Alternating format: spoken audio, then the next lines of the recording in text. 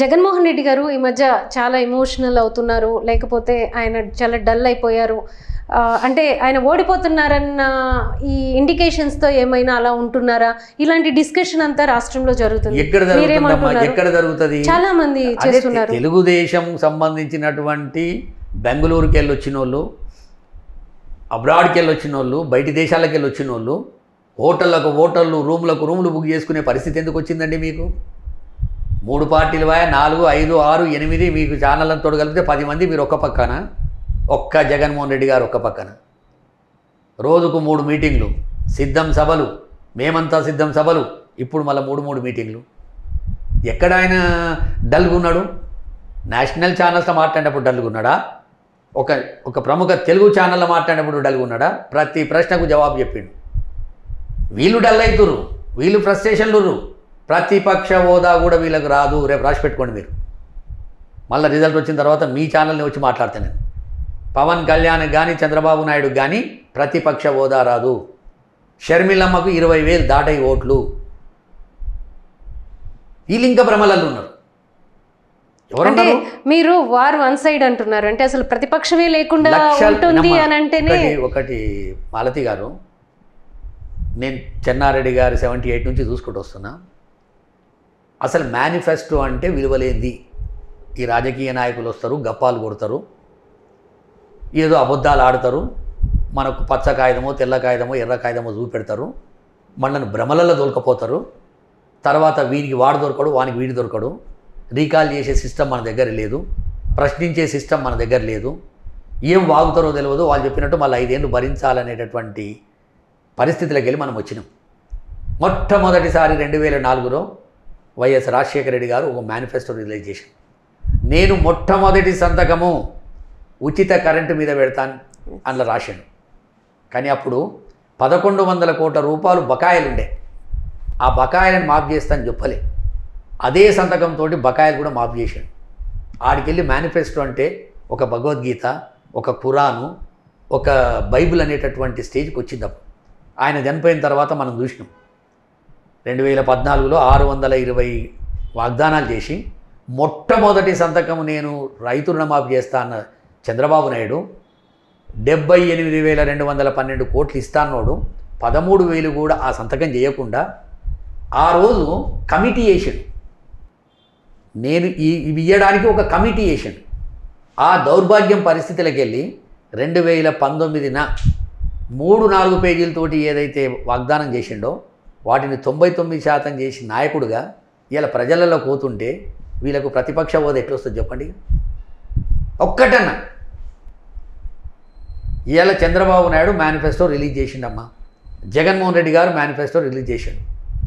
ఈయన మేనిఫెస్టో మనం కూరగాయలకు లేకపోతే రేషన్ తీసుకొచ్చడానికి ఎట్లా చదువుతాం అట్లుంది.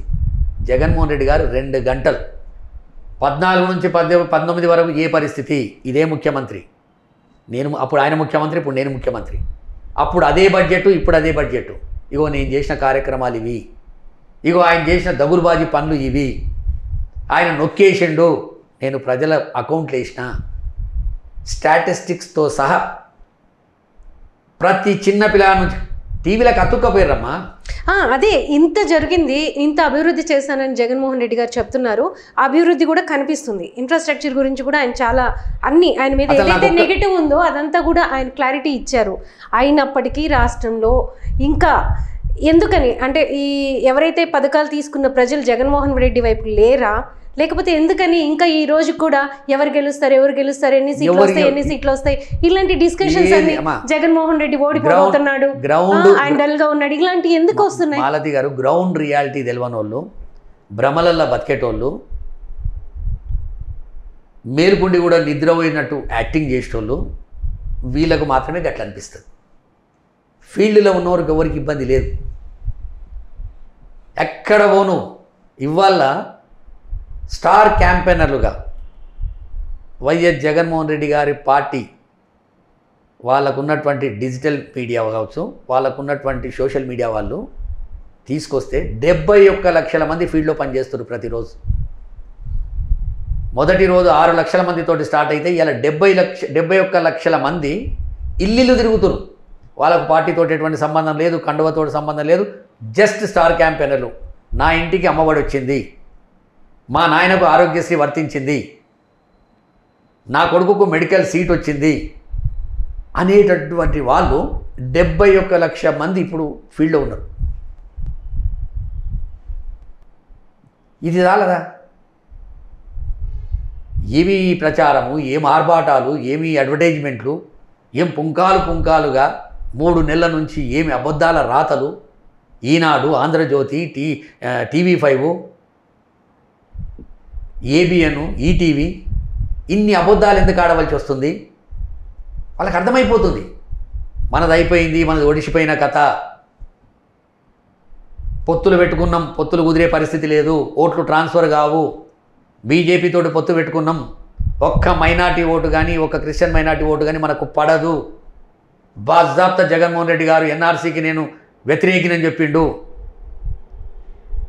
ముస్లిం మైనార్టీస్కు 4% రిజర్వేషన్ ఖచ్చితంగా ఉండాలని చెప్పిండు, అమిత్ షా లాంటి వాళ్ళు పెరడ్ గ్రౌండ్లో మాట్లాడినా కానీ ఇంకో దగ్గర మాట్లాడినా కానీ 4% రిజర్వేషన్ బర్ఖాస్ కర్తే అని చెప్పిండు. ఈయన బర్ఖరార్ కర్త అంటే ఆయన బర్ఖాస్ కర్తే అంటుండు. ఇవన్నీ ప్రజలకు అర్థమవుతున్నాయి. వెనుకటి రోజులు కావమ్మా. ఫైనల్గా కడప పార్లమెంట్లో అంటే ఓన్లీ వివేకానంద రెడ్డి హత్య కేసే అజెండాగా ఎన్నికలు జరుగుతున్నాయి. అంటే వైఎస్ షర్మిల కేవలం దాన్ని మాత్రమే ఆవిడ అజెండాగా తీసుకున్నట్టు మనకు కనిపిస్తుంది. అవినాష్ రెడ్డి కూడా విస్తృతంగా ప్రచారం చేసుకుంటున్నారు. రీసెంట్గా అవినాష్ రెడ్డి ఫాదర్ కూడా బయటకు వచ్చేసారు, భాస్కర్ రెడ్డి. కోర్టు ఈయన కూడా రద్దు చేసి కొంత ఊరట కలిగించింది. అంటే ఇప్పుడున్న సిచ్యుయేషన్స్లో ఎవరికి ఎంత మెజారిటీ రావచ్చు, ఎవరు గెలవబోతున్నారు, అంటే ఈ ప్రభావం ఎంతవరకు ఉంటుంది ఆ పార్లమెంటు మీద? వివేకానంద రెడ్డి గారిది అసలు ఇష్యూ కాదన్నమాట. 5 సంవత్సరాలు అయిపోయింది, ఎఫ్ఐఆర్ అయిపోయింది, ఛార్జ్షీట్ వేసారు, సుప్రీంకోర్టులో కేసు నడుస్తుంది, సుప్రీంకోర్టు ఆధీనంలో పట్టి ఈ కేసులు నడుస్తున్నాయి. వీళ్ళు మెడకేసుకురు దాన్ని, అది ఇష్యూ కాదు. ఏదన్నా ఒక ఇష్యూ పట్టుకొని కంట తడి పెట్టి కొంగు దాపితే ఓట్లు పడతాయి అన్న భ్రమలలో ఈ పిల్లలు ఉన్నారు. 5 సంవత్సరాల నుంచి నువ్వేం చేసినావు? ఇంకోటి ఇష్యూలా చాలా క్లారిటీ ఉందమ్మా. ఇంటి దొంగలను ఈశ్వరుడు పట్టడు. సునీతారెడ్డికి తెలుసో తెలియదో, సునీతారెడ్డి భర్త, సునీతారెడ్డి బావ ఈ ఇష్యూలో ఫుల్ ఇన్వాల్వ్ అయ్యారు. రేపొద్దున బయటికి వస్తుంది. ఆ కోణంలో ఎంక్వైరీలు జరుగుతలేవు, రేపొద్దున జరుగుతాయి. అసలు అది ఇష్యూ కాదు. ఈ చిన్నపిల్లల చేష్టలు చూడు. ఈ పిల్లలకు తెలివిలేక ఏం రాహుల్ గాంధీని తోలుకొచ్చి సమాధి కాడ కూర్చుని పెట్టుకోము. ఎఫ్ఐఆర్ 2010లో అయితే ఇవాళ ఎఫ్ఐఆర్ గురించి కొత్తగా మాట్లాడకము. నేను షర్మిలమ్మను సూటిగా అడగదలుచుకున్నా, మున్సిపల్ షర్మిల, నీవు ఆంధ్రప్రదేశ్లో 3212 మీరు మున్సిపల్ షర్మిల అంటున్నారు. ఆవిడ దాని మీద కూడా క్లారిటీ ఇచ్చారు. నేను వైఎస్ బిడ్డను కాకుండా ఎలా పోతాను అని. నువ్వు వైఎస్ బిడ్డవే, వైఎస్ బిడ్డవే. పుసుక్కున మీ ఇంట్లో మీ అత్తగారింట్లో ఓడన్న కింద మీద అయితే సృష్టి పడతావా పట్టవా? ఎందుకు ఇది వద్దు? నీ గోత్రమేంది, వాళ్ళ గోత్రమేంది, వాళ్ళ జంజనమేంది, మీ జంజనమేంది వద్దు. పూర్తిగా చిన్నపిల్లలు ఆటలేక అవుతుంది. మున్సిపల్ షర్మిల 3212 కిలోమీటర్లు ఎవరికి వ్యతిరేకంగా పనిచేసింది? నీ అన్న గురించి తిరిగిన పక్కన పెట్టు, త్యాగం చేసింది పక్కన పెట్టు. ప్రతి క్షణం ఎవరిని తిట్టినా అప్పుడు ప్రభుత్వం ఎవరిది? కాంగ్రెస్ ప్రభుత్వం, కేంద్రంలో కాంగ్రెస్ ప్రభుత్వం. ఎవరి మీద నువ్వు దాడి చేయనిక 3212 కిలోమీటర్లు తిరిగినావు? ఇవాళ ఆ కాంగ్రెస్ నీకు సంకలెత్తుకుంటావాను. ఇది క్లియర్ కదమ్మా. నువ్వు లేనిపోని ఎన్ని కల్పితాలు చెప్పి కడప ప్రజలను కన్ఫ్యూజ్ చేద్దామనుకుంటే 13 తారీఖు తర్వాత నీకు అడ్రస్ ఉండదు. హైదరాబాదో, బెంగళూరో, అమెరికానో నువ్వు ఎవరికి అందుబాటులో ఉండవు. నువ్వు పచ్చి అబద్ధాల కోరువు. ఆ తెలంగాణలో మాట్లాడిన మాటలకు, ఆంధ్రప్రదేశ్లో మాటలకు ఎవడు బేరీజ్ చేసుకున్నా నీ అంత ఊసర వెళ్ళి బతుకు ఎవరిది ఉండదు. ఈ బతుకు బతకడమే తప్పమ్మా. ఒక మంచి కుటుంబంలో పుట్టి ఎందుకు బతకాలి? ఇది దేని గురించి చెప్పండి. ఆమె అన్నను మొన్న ఏదో చంద్రబాబు నాయుడు గురించి మాట్లాడుతున్నారు. నువ్వు చేస్తుంది నీ చంద్రబాబు నాయుడు తొత్తువని అనడానికి ABN, నీకు TV5, ఈటీవీ నీకు లైవ్లు పెడుతురు. నీ పేపర్లో స్టేట్మెంట్లు నీ ఫ్రంట్ పేజీలు వేస్తారు. నువ్వు వాళ్ళకు లాలూచి పడ్డందుకే కదా, మీరు వాళ్ళు లాలూచి పడ్డందుకే కదా. ఏం మాటలు నువ్వు మాట్లాడితే అర్థం పర్థం ఉన్న మాటలు మాట్లాడు, రాజకీయ మాటలు మాట్లాడు, జవాబిస్తారు అక్కడ. నువ్వు కుటుంబానికి ఎందుకు తీసుకొస్తున్నావు? ఈ మర్డర్ కేసును దీనికి ఎందుకు టైఅప్ చేస్తున్నావు? ఏమీ లేనిదే అంతా కూడా ఎట్లా చెప్తున్నావు?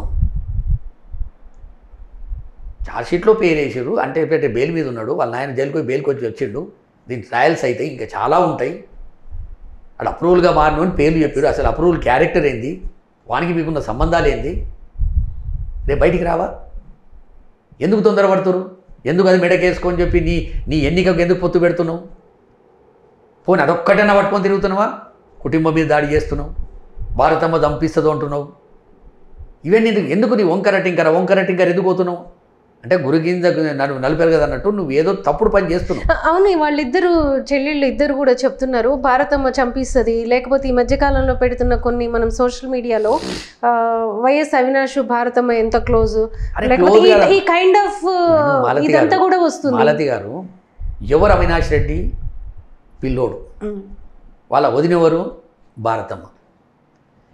వాళ్ళిద్దరు ఎవరో తెలుసా? మేనరికం, మేనత్త బిడ్డే. ఎట్లా ఇది? చిన్నప్పటి నుంచి ఆడుకున్నోళ్ళు, ఇంత దుర్మార్గం ఏంది? నీ మీద వచ్చిన అబండాలు బయటికి వెళ్ళైతే రాలే కదా. నీ అబండాలు వచ్చే మొత్తం ప్రపంచమంతా తెలిసే. ఇదే చంద్రబాబు నాయుడు, ఇదే ఎన్టీఆర్ ట్రస్ట్, ఇదే ఏబిఎన్ ఆంధ్రజ్యోతి నిన్ను బట్టలు పిల్లబెట్టి నీ ఇజ్జత్ తీసి పడేసి శర్మిల మరి ఇప్పుడు వాళ్ళ సంఖ్యలు ఎక్కుతావు, వాళ్ళు నీకు కమ్మ కనిపిస్తుర్రా? ఎట్లా చెప్పింది? అందుకు కడప ప్రజలతోటి నా రిక్వెస్ట్ ఒక్కటేనమ్మా, ఈమె ఎక్కువ రోజులు మీ దగ్గర ఉండదు. తెలంగాణలో మాకు మోసం చేసి 100 కోట్ల రూపాయలు ఖర్చు పెట్టించి మమ్మల్ని రోడ్డు మీద గుంజి మమ్మల్ని పూర్తిగా నట్టేట ముంచి మీ దగ్గరకు వచ్చింది, మిమ్మల్ని కూడా ముంచుతుంది. అవే మాటలు అక్కడ మాట్లాడింది, అవే మాటలు ఇక్కడ మాట్లాడింది.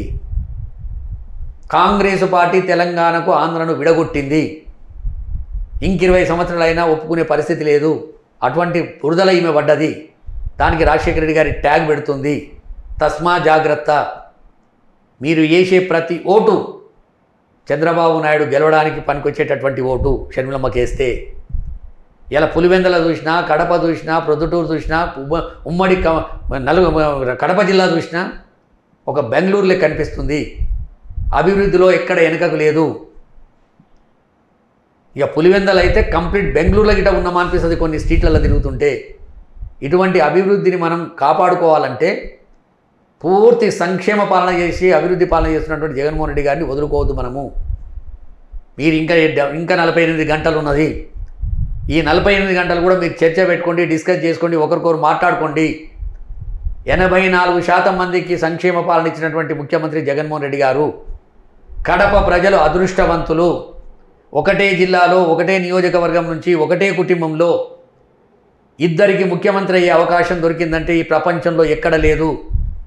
మన ఆంధ్రప్రదేశ్లో ఉన్నటువంటి 18 మంది ముఖ్యమంత్రులను చూడండి, లేదా భారతదేశంలో ఉన్నటువంటి 29 రాష్ట్రాల ముఖ్యమంత్రులను చూడండి, ఎక్కడ కూడా ఈ చరిత్ర లేదు.